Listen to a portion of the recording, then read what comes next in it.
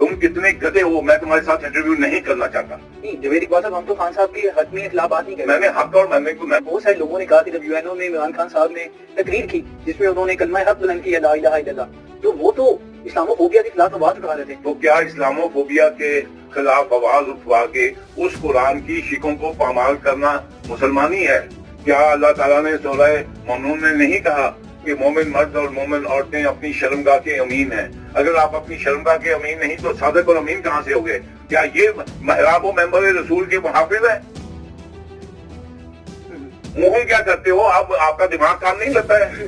آپ مسلمان نہیں ہو؟ دیکھیں اس وقت کیا تم وقتی مسلمانی ہوتی ہے؟ جو اس وقت جو پاکستانی ہیں انہوں نے ان کا چناؤ کیا تو آئے. آپ چناؤ کرتے، اگر ابو جہل کا چناؤ کرتے تو پھر مدینہ میں ابو جہل کو لے آتے. کیا مدینہ میں، کیا کسی ریاست مدینہ میں کوئی چرچ بنایا؟